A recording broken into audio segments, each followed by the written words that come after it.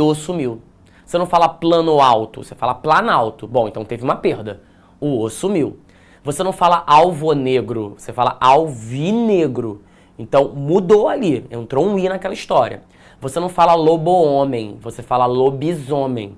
Então você tem também duas palavras que se juntam, mas há uma perda, há uma alteração, seja na inserção de uma vogal, seja na colocação de uma consoante, você tem uma mudança.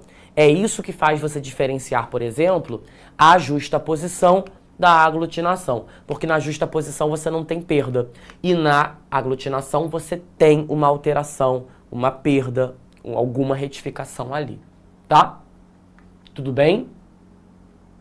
Tudo bem? Tudo bem? Tudo bem? Gente, quando vocês não entenderem, eu preciso que vocês me digam um ponto que vocês não entenderam, porque assim, eu tô dando aula, tô dando aula, tô dando aula. Aí eu olho pro chat, vocês estão assim, eu não entendi. Mas eu não sei quando aquilo foi falado, se foi há 10 minutos, se foi há 5, de que exemplo você estava falando. Então quando você me disser que não entendeu, você precisa botar assim, não entendi o exemplo do alvinegro, não entendi o plano alto, não entendi o que é morfema. Se você me falar assim, não entendi, amigo, não vou conseguir pegar. Porque eu tô dando aula, aí eu olho pra cá e não entendi. Tá? Mas eu não vou pegar o que você está falando que não entendeu, eu não consigo identificar. Então, aqui teve uma aglutinação, chegou um vizinho da direita, chegou um vizinho da esquerda, um colou no outro, mas quando colou, teve uma mudança, tá? Teve uma alteração. No caso da justaposição, você não teve uma alteração. Juntou ponta com pé, colou, juntou gira, sol e colou, juntou beija e juntou flor, colou. E a integridade da palavra se manteve tranquila. Vamos para as derivações. Há algumas formas de a gente fazer derivação. Já falamos sobre isso agora há pouco, né? Quando você coloca um prefixo em uma palavra, ou um sufixo em uma palavra, você diz que há uma derivação prefixal ou derivação sufixal. Inseriu o prefixo, prefixal. Inseriu o sufixo, sufixal. Naju, cadê? Ela tá aí? A Maju perguntou agora sim, agora há pouco. David, eu não entendi. Você falou que na composição a gente tem palavra, palavra, se junta. Palavra, palavra, se junta. E que na derivação era palavra e elemento estrutural. Lembra disso, Naju, que você perguntou? Não entendi esse lance de elemento estrutural. Olha aqui, ó. Tá vendo aqui? Eu tenho uma palavra que existe. Leal. Eu tenho uma outra palavra que existe. Municipal. Embaixo também. Leal e feliz. Mas eu estou juntando a essas palavras, eu não estou juntando outras palavras. Eu estou juntando elementos que na língua não existem. Certo? Não existe des na língua, nem existe o inter sozinho, nem existe o dade sozinho, nem o mente sozinho. Então você está juntando uma palavra que existe com um elemento estrutural. Você não está juntando uma palavra que existe com uma outra palavra que também existe. Então é por isso que a gente chamou, e chama esse caso de palavra primitiva com elemento estrutural. Que nesse caso, o elemento ele pode ser prefixal, ou um prefixo, melhor dizendo, porque está antes da palavra. Ou ele pode ser sufixal, porque ele está depois. Estão dizendo aqui no chat que não entenderam as derivações, mas nós já vimos as derivações antes do intervalo, gente. Se eu estou acrescentando um des ao leal, isso é uma derivação prefixal. Porque eu estou colocando um prefixo. Estou colocando um outro prefixo antes do municipal. Então, derivação prefixal. Nos casos de baixo, eu estou colocando um sufixo, porque é um elemento que está ao final da palavra. Então, derivação sufixal. Derivação sufixal. Certo? O que não é entendível aqui, né? O que não tá claro para vocês nesse caso? Assim, eu acho que É isso, sabe? A gente tem prefixos e sufixos. Quando você cola um prefixo, derivação prefixal. Você colou um sufixo, derivação sufixal, gente. Acho que assim, não tem muito mistério aqui. Não tem nada além disso para explicar. É isso mesmo, tá? Tudo bem? Tudo bem ou tudo bem? Naju, eu te perdi, eu não vi se você respondeu aqui já, mas eu fiz questão de chamar você para aula porque você tinha comentado que não tinha entendido essa coisa de pegar uma palavra primitiva e juntar com um elemento estrutural, né? Aqui os elementos estruturais, tá vendo? Ué, David, não entendi, mas no outro caso você também estava juntando as coisas. Sim, cara, nos outros casos eu também estava juntando as coisas. Mas nas composições, nós estávamos juntando palavras que existem com outras palavras que existem, não é? Aqui, ó, palavras que existem. No outro, também palavras que existem. Agora a gente não está juntando palavras que existem. Nós estamos juntando palavras que existem com prefixos ou sufixos que não existem sozinho na língua.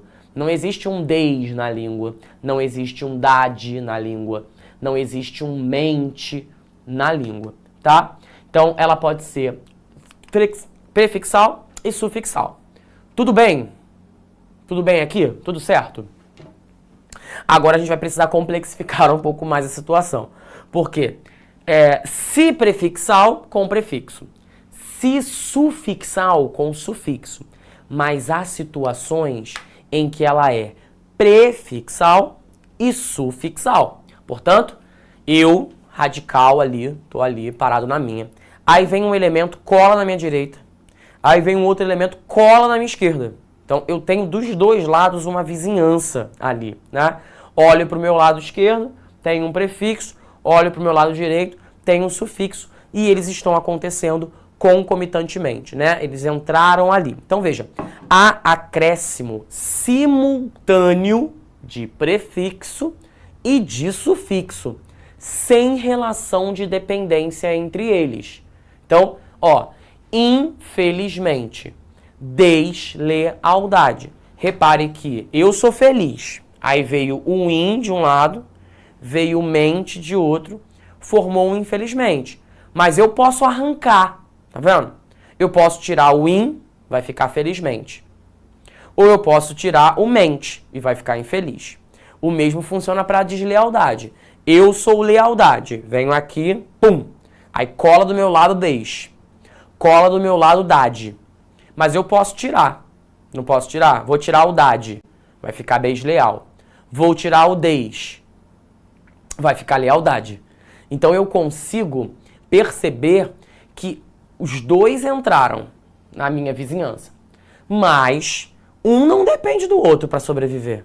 Se eu arrancar um, o outro pode continuar, certo? Se eu arrancar o outro, este pode continuar. Dá para fazer infeliz, dá para fazer felizmente. Dá para fazer desleal, dá para fazer lealdade. Então, isso mostra pra gente que os dois entraram ao mesmo tempo, mas que um vive sem o outro, não há uma relação de dependência aqui. Tudo bem, gente? Então, não está rolando ali uma dependência. Agora, há uma situação específica em língua que a gente chama de parassíntese ou derivação parassintética. No que consiste a derivação parassintética? Aí começa o aluno a confundir aqui a coisa toda, que é, ó, ao acréscimo simultâneo de prefixo e de sufixo. Então, nossa, tá parecido com o anterior. Aqui tinha a junção de prefixo e sufixo. Mas calma que tem uma diferença. Embaixo, na parassintética, também tem prefixo e sufixo. Só que há uma relação de dependência entre eles. Quer dizer, no anterior, eu podia arrancar o da direita e o da esquerda sobrevivia. Podia arrancar o da esquerda e o da direita sobrevivia. Na parassintética, você não tem essa situação. Vamos observar? Vou aqui para o quadro. Coloca para mim, por favor, diretor. Ó. Anoitecer.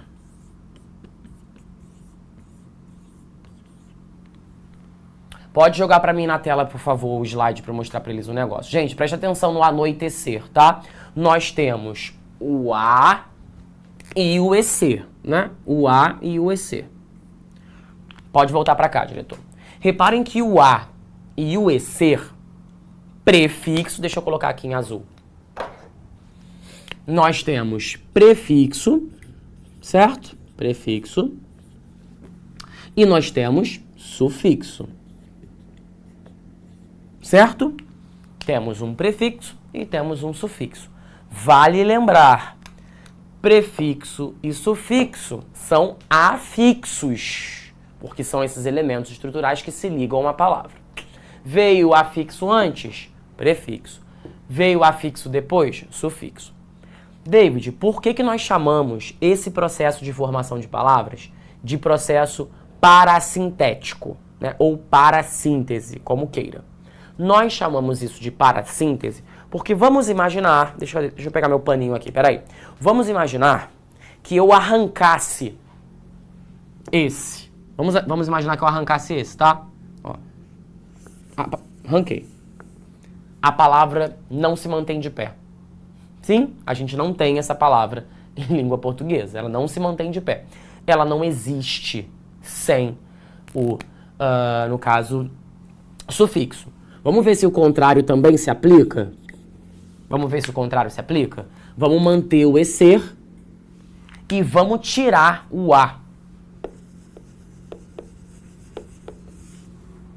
A palavra também não se mantém de pé. Percebeu? A palavra não se mantém de pé. A gente não tem em língua portuguesa a palavra noitecer. A que conclusão nós chegamos com isso? Nós chegamos à conclusão de que, para essa palavra existir, ela precisa que o prefixo se mantenha e que o sufixo também. Porque se um desistir do projeto da formação de palavras, o que sobra não existe, não fica nessa coisa toda. Agora vamos observar um outro caso, que foi o caso anterior. Ó, vamos colocar aqui o deslealdade, que foi uma palavra que estava aqui no quadro agora há pouco. Deslealdade. Joga para mim na tela, por favor, diretor. Nós não Nossa, eu desci uma ladeira agora que, meu Deus do céu, deixa eu consertar essa palavra. Nós chamamos deslealdade não de parassíntese. Não, pode deixar, pode deixar. Nós chamamos de deslealdade não de parassíntese, certo? Nós chamamos deslealdade de prefixal e sufixal. Tá aí na sua tela, olha aí pra tela. Nós não chamamos deslealdade de parassíntese. Chamamos de prefixal e sufixal. Vamos explicar por quê. Vou escrever de novo a palavra, mas vou respeitar aqui uma mínima linha, né? Porque desceu uma ladeira terrível agora. Acho que ficou melhor. Ficou um arraso? Não, mas ficou melhor. Ó, aqui vou marcar também, tá? Vou marcar o des e vou marcar o dade, certo? O des, prefixo. Vou marcar o dade, sufixo. Vamos fazer igual nós fizemos no caso anterior. Vamos imaginar que o dade quer ir embora. Se o dade quiser ir embora, terror nenhum. Desleal é uma palavra que existe em língua portuguesa. Vamos imaginar que o dade voltou. E que quem quer ir embora agora é o des. Terror nenhum. A palavra lealdade também existe. Captou a diferença entre um e outro? É que na parassíntese você não pode arrancar. E na prefixal e sufixal você pode arrancar que a palavra se mantém de pé. Vamos voltar aqui para nossa apresentação. Deixa eu dar uma olhadinha no chat. Cadê? E aí, gente, rolou essa diferença entre parassintética e prefixal e sufixal? Tudo bem? Deixa eu dar uma olhadinha aqui na nossa plataforma. Cadê? Eu sei. É bem chato quando interrompem as aulas, né? Foi por isso que eu assinei a turma do ProEnem. Então, o que vem antes de Homero? Lá na plataforma, eu podia assistir a aula a hora que eu quisesse. Além de pausar acelerar e baixar todos os materiais.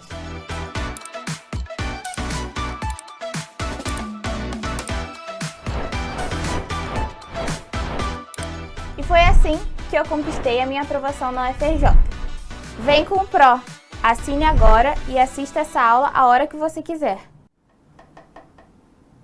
Mente existe, porque ela é um sufixo de uma derivação. Não, mas olha só. Aí você tá confundindo alhos com bugalhos, né? Você tá pensando assim, ué, por que esse mente aí é um sufixo? Existe tanto a mente, né? Mente, quanto o verbo, ele mente. Mas uma coisa é uma coisa e outra coisa é outra coisa. O que eu quero dizer com isso é que, assim, é quase que uma coincidência eles terem o mesmo formato. Mas esse mente aqui não é um mente de mente. Tanto é que quando você diz assim, infelizmente, eu não pensei que alguém tá mentindo, certo? Quando eu falei infelizmente, eu não tô achando que ninguém tá mentindo nessa história. Tem nada a ver com mentira isso aqui. Entendeu o meu ponto? Tem nada a ver com psique, com psiquismo, com cérebro, nada a ver.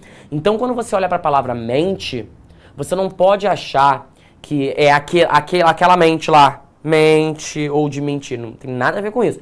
Tanto é que, infelizmente, a gente não faz nenhuma associação com o ato de se mentir ou com o ato de ter alguma relação com o cognitivo, entendeu? Eu perdi a pessoa que fez a pergunta. Mas é uma boa pergunta, hein? Malu, né? É uma boa pergunta. Quer dizer, você tá olhando pro prefixo, melhor, tá olhando ali pro sufixo e tá reconhecendo que, mas como assim? A palavra mente existe. Não, mas a palavra mente é outra. Entendeu? A palavra mente é outra. A noção semântica de mente não tem nada a ver com essa história. Tá? Não tem nada a ver com essa história. É claro que nos outros casos isso não acontece. Por exemplo, não existe idade, não existe desde, não existe ser. Aí é mais fácil de você perceber. Mas se a palavra, infelizmente, nada dialoga com o ato de mentir e nada dialoga com mente, então esqueça tudo, tá? Derivações, temos mais, não acabou. Temos o que se conhece como derivação regressiva. A derivação regressiva, ela vai acontecer quando uma palavra, ela vai reduzir, ela vai perder algum elemento e vai gerar uma nova. Vamos ler a definição? Ó, a palavra é formada por meio da redução de uma palavra primitiva. Com isso, dá origem a uma palavra derivada. Nela, o verbo perde morfema e dá origem a um substantivo abstrato. Vamos ver isso acontecer na prática? Aqui nós temos um verbo. Verbo atacar.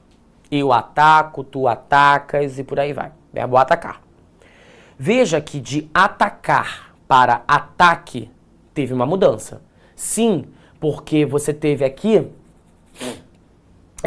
uma mudança na estrutura da palavra, né, que perdeu um morfema, que era esse car, e passou a ganhar um que. E isso fez com que esse termo, que era verbo, se tornasse um substantivo. O mesmo acontece embaixo. Nós tínhamos um verbo com um morfema ar, não é? Esse é o verbo no seu infinitivo, agitar, no gerúndio, agitando, no particípio, agitado. Então você tinha um agitar, tiramos o morfema AR e inserimos um O. Ao inserirmos o que antes era verbo passou a se tornar substantivo. Substantivo abstrato, né? Ela mudou a estrutura dela, a gente chama isso de derivação regressiva. Ela é deverbal. E por que deverbal? Porque ela se origina de um verbo e resulta em um nome. Então esse nome, ele foi deverbal, assim, ele veio de um verbo. Certo? Certo? Temos ali uma derivação regressiva. Temos também o que a gente chama de derivação imprópria. Na derivação imprópria, também há uma mudança na classe de palavras. Então você tem aqui verbos, você tem aqui substantivo. Tá? Só que na derivação imprópria, o formato do verbo ele continua idêntico, não mexe em nada, porque aqui a gente mexeu. A gente trocou o car pelo que e o ar pelo o. Aqui embaixo não. Observa um exemplo. A palavra é formada sem nenhum acréscimo, mudando apenas a classe. Ó, o amar é lindo. O amar é lindo. Bom, amar é um verbo, originalmente. Sim, eu amo, tu amas, ele ama, nós amamos e por aí você vai. Só que quando você coloca um artigo definido antes do verbo amar, que está no infinitivo, ele se torna um substantivo. Ele se torna um substantivo. Aliás, qualquer palavra em que você coloca o artigo antes, você vai substantivar essa palavra. Você vai colocar um artigo antes, ela vai substantivar. Então você muda a classe de palavras sem mudar em nada a estrutura desta palavra. Então você diz, bom, aqui aconteceu uma derivação imprópria, porque aquilo que outrora era um verbo passou a se tornar um substantivo, né? Podem acontecer outras mudanças, no caso de baixo, ó. Eu pensei alto.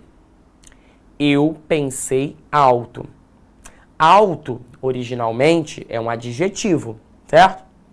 É um adjetivo. Só que quando você diz eu pensei alto, você está dizendo, na verdade, que esse alto, ele é um advérbio. Porque foi a forma como você pensou. Alto. Né?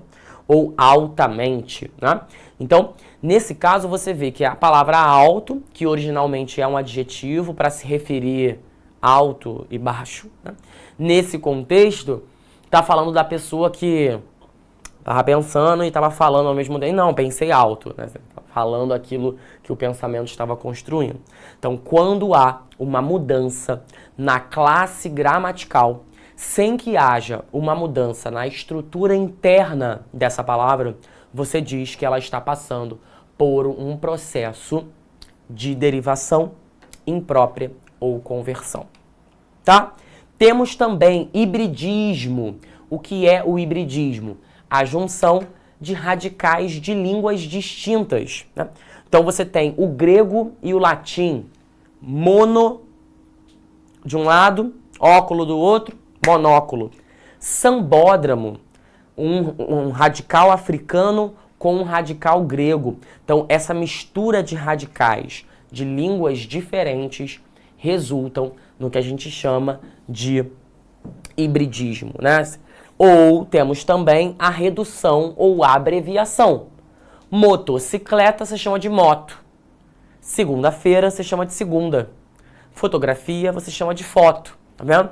Então, além das derivações e das composições, nós temos também outros processos de formação de palavras que estão além desse processo de composição e derivação. O hibridismo é uma forma, quando você junta um grego com um latim, né? Uma língua africana com o grego.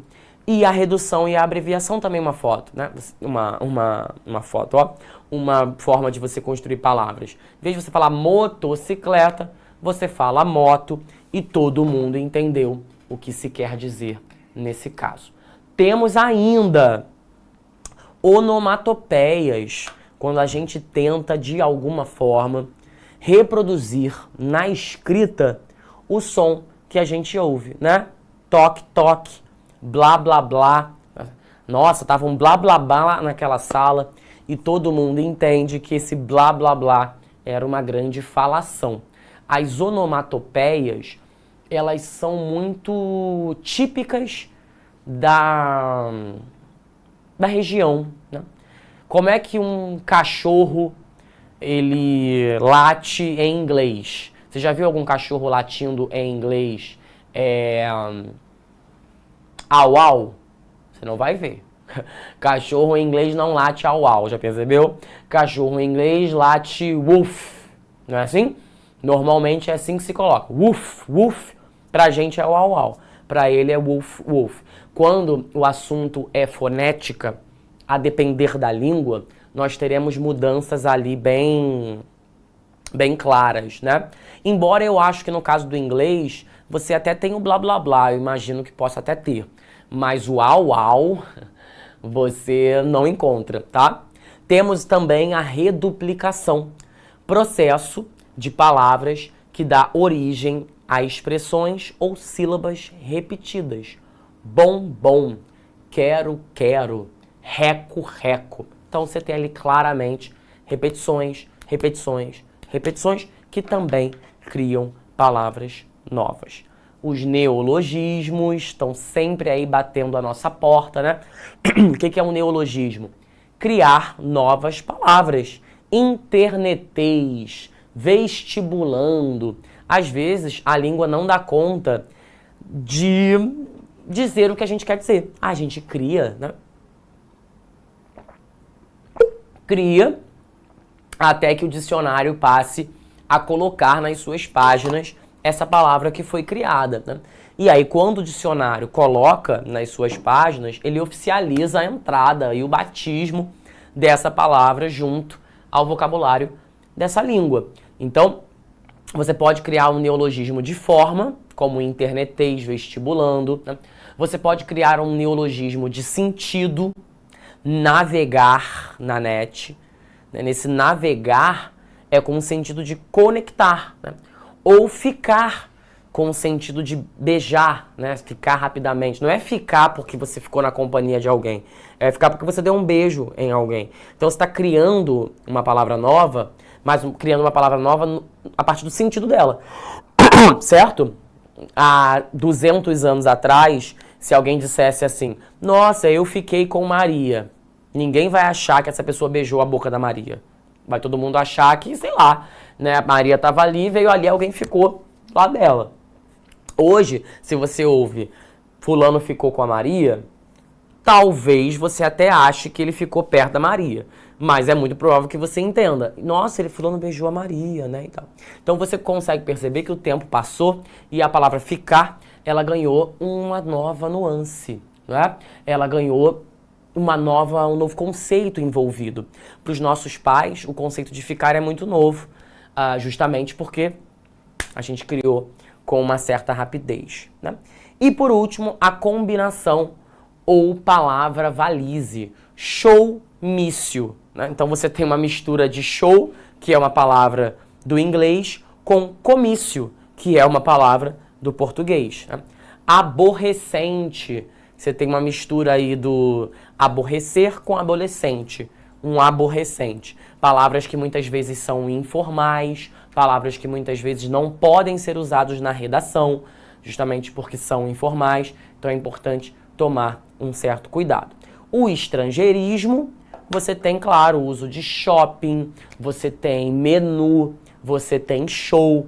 E eu vejo muita gente perguntando assim, David, quando que eu preciso colocar aspas na redação quando eu uso um estrangeirismo, né? Se você tem essa dúvida, tenho que colocar, vou botar a palavra shopping na redação, que é um estrangeirismo. Tenho que colocar entre aspas, vou usar a expressão American Way of Life. Tenho que colocar entre aspas, há uma obrigatoriedade nesse sentido? Veja bem, o que eu costumo recomendar aos alunos nesses casos em que você quiser usar ali uma palavra estrangeira na sua redação? Se essa palavra ela já for muito corrente, a gente usa com muita frequência, tá tudo bem. Pode colocar essa palavra sem as aspas, isso não vai causar nenhum problema.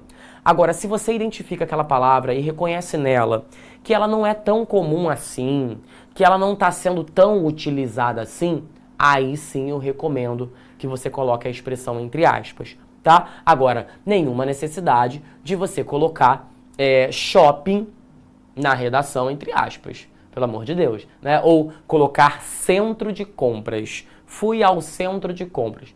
Não, né? A palavra shopping, ela... Bom, nós somos brasileiros e o brasileiro é um amplo consumidor de cultura americana. É uma palavra que a gente já, né? A gente sugou para o português e hoje a gente usa shopping como se shopping fosse de fato uma palavra, né, oriunda do latim, e a gente sabe que não é. O que eu quero que você saiba é, não há uma obrigatoriedade em relação a isso. E sobre as siglas nas redações do Enem, né? Porque a sigla também é um processo de formação de palavra. Exame Nacional do Ensino Médio, Ministério da Educação, Universidade do Estado do Rio de Janeiro, minha universidade aí do coração. Quando você for utilizar siglas na redação, preste atenção. Deixa eu beber água, gente. Minha garganta parece que tem um porco espinho aqui nela. Ó. Quando você for colocar siglas na redação, use a mesma lógica, que é assim, vai colocar uma sigla bem conhecida, CPF, CNPJ, IPTU, que mais? Enem. Essas siglas que são assim, né, de conhecimento coletivo, não precisa escrever por extenso, tá? É totalmente dispensável que você faça isso. Agora, se você for colocar uma sigla e essa sigla ela não for tão presente assim, se ela não tiver, né, é de uma instituição, de um órgão, ou você acha que, cara, achei muito específico isso daqui, aí vale a pena. Agora, não precisa colocar ONU, Organização das Nações Unidas, tá? Isso, Organização Mundial da Saúde para a OMS. O mesmo vale para as datas. 1999. Tu vai escrever inteiro numa redação? 1999. Tu vai levar uma linha inteira para isso, cara. Não tem nenhuma necessidade. Coloca os algarismos 1999 e segue a vida normalmente, tá? Então a gente precisa adotar essas posturas pra gente conseguir não perder, porque, tá lá, se tu botar duas datas então na sua redação, já perdeu duas linhas. 1999, 1877. Aí já, brau, matou aquela linha inteira, tá? Então não precisa se dar a esse trabalho todo, não. Pode colocar algarismo, sim, tá? Que mais? As aspas só devo usar se o assunto for implícito? Não, gente, não tem nenhuma relação de implícito, explícito, não tem nada disso, tá? Só não usem as aspas, eu vejo muitos alunos fazendo isso. O aluno quer usar uma palavra, ele sabe que essa palavra não deveria estar sendo usada, porque ela é, sei lá, informal. Aí o aluno meio que coloca as aspas assim, quase que para pedir uma desculpa. Tipo assim, poxa, foi mal, eu sei que eu não deveria colocar. Então ele bota umas aspas meio que pra dizer assim, ó, botei entre aspas, né? Então isso não pode acontecer de jeito nenhum, tá? Outra coisa que vocês fazem muito na plataforma pra encerrar a aula de hoje. Você joga aqui na tela pra mim, Renan, por favor? O aluno tá na dúvida se coloca ou não coloca acento. Ele tá na dúvida se coloca ou não coloca acento. Tenho visto muito isso na plataforma. Aí vocês fazem assim, ó. Dá um piquezinho assim, em cima da letra. Dá um tiquezinho, em cima da letra. O que o aluno quer criar com isso? Ele quer falar assim, bom, se realmente tinha acento, eu vou dizer pro corretor que eu marquei acento. E que ele não viu, né? Agora, se não é acentuada, aí eu vou dizer que é um cisco. Vou dizer que eu só dei um... Ele bota um negocinho assim, sabe? Como quem não quer nada. Na verdade, o que ele tá fazendo é, vou tentar me defender de uma coisa ou de outra coisa. Aí vem um corretor e fala assim, tá errado, isso aqui não tem acento aqui. Aí ele diz, não, mas isso não é um acento. Quem falou pra você que isso é um acento? Isso aqui foi um negócio que entendeu? Passou aqui meio que sem querer. Aí se o corretor fala assim, ó, tinha que ter acento aqui. Ele fala, mas tem, olha, isso aqui é acento, cara, é porque o lápis não foi com força. Pelo amor de Deus, gente, isso aqui é, assim, milenar, certo? Nossos ancestrais já faziam isso. Tem nada de novo, você não está passando despercebido. Muito bem? Um beijo em vossos corações. Até a semana que vem. Tchau. Assista nossas aulas a hora que você quiser. Vem com o Pro, o cursinho online que mais aprova no Enem. Assine em proenem.com.br. We gotta celebrate the beauty of the world that keeps on giving.